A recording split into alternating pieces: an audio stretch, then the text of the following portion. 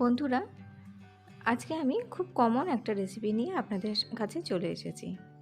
রেসিপিটা হলো দেশি মুরগির লাল ঝোল বা আলু দিয়ে দেশি মুরগির ঝোল। দুর্গাপুজোর অগ্রিম শুভেচ্ছা জানিয়ে আমি রেসিপিটা শুরু করছি। দেখুন, প্রথমেই আমি দেশি মুরগি নিয়েছি 700 গ্রাম। চিকেনটাকে ভালো করে বেছে ধুয়ে নিয়েছি। এবার আমি ম্যারিনেট করব চিকেনটা। প্রথমেই দিলাম 1 টেবিল স্পুন রসুন বাটা, 1 টেবিল স্পুন আদা বাটা, আর দিচ্ছি অর্ধেক পাতিলেবুর রস। পাতিলেবুর রসটা দেবার পরে আমি এতে এবার দিচ্ছি কেটে রাখা পেঁয়াজ, মানে সরু সরু করে কুচিয়ে রাখা পেঁয়াজ। একটা মিডিয়াম সাইজের পেঁয়াজকে আমি এখানে দিলাম। এরপর আমি দিলাম 1 টেবিল স্পুন হলুদ গুঁড়ো। এবার দিচ্ছি 1 টেবিল স্পুন জিরে গুঁড়ো,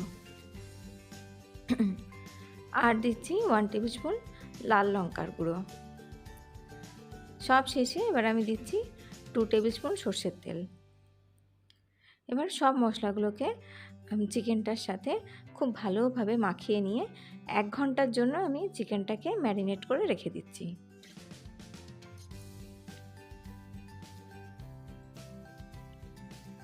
চিকেনটা যত ম্যারিনেট করা হয়ে গেলে এবার আমি চলে যাচ্ছি রেসিপির পরবর্তী পর্যায়ে।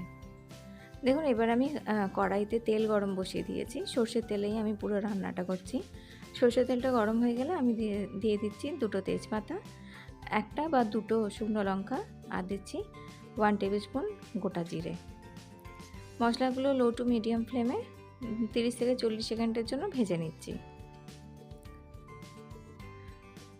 মশলাগুলো ভাজা হয়ে গেলে এবার আমি এতে অ্যাড করছি পেঁয়াজ কুচি।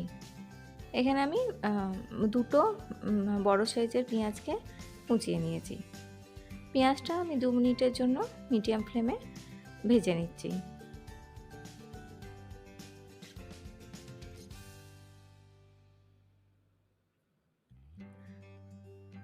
পেঁয়াজটা 2 মিনিটের জন্য ভাজা হয়ে গেলে আমি এবার এর মধ্যে অ্যাড করব আরও 1 টেবিল স্পুন আদা রসুন বাটা। আদা রসুন বাটাটা দিয়ে 2 মিনিটের জন্য লো ফ্লেমে আমি কষিয়ে নেব, যাতে আদা রসুনের কাঁচা গন্ধটা চলে যায়। আদা রসুনটা কষানো হয়ে গেলে আবারও আমি এতে অ্যাড করব 1 টেবিল স্পুন হলুদ গুঁড়ো আর প্রায় হাফ টেবিল স্পুন লাল লঙ্কার গুঁড়ো। গ্যাসের ফ্লেমটা একদম লো করে রেখে আমি আরও এক থেকে 2 মিনিটের জন্য মশলাগুলোকে কষিয়ে নিচ্ছি। মশলাগুলো ভালোভাবে কষানো হয়ে গেলে এবার আমি অ্যাড করে দেবো আমাদের ম্যারিনেট করে রাখা চিকেনটা।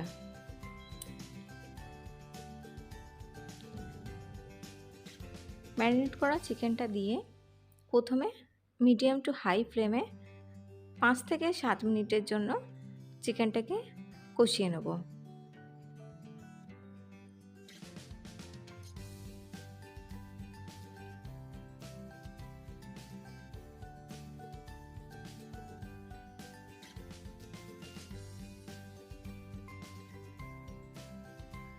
মিডিয়াম টু হাই ফ্লেমে কষানো হয়ে গেলে এর মধ্যে এবার আমি অ্যাড করে দিচ্ছি 4 টেবিল স্পুন টক দই।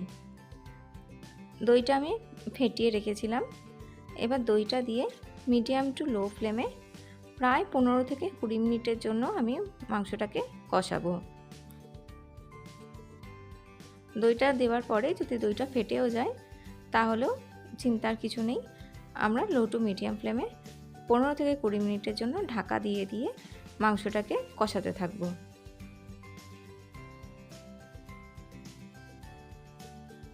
দেখুন, প্রায় 20 মিনিটের জন্য আমি লো ফ্লেমে ঢাকা দিয়ে দিয়ে মাংসটাকে কষিয়ে নিয়েছি। এবার আমি অ্যাড করছি পরিমাণ মতো নুন। নুনটা দিয়ে আরও 1-2 মিনিটের জন্য মাংসটাকে আমি ভালোভাবে নাড়াচাড়া করে নেব, যাতে নুনটা মাংসের সাথে ভালোভাবে মিক্স হয়ে যায়।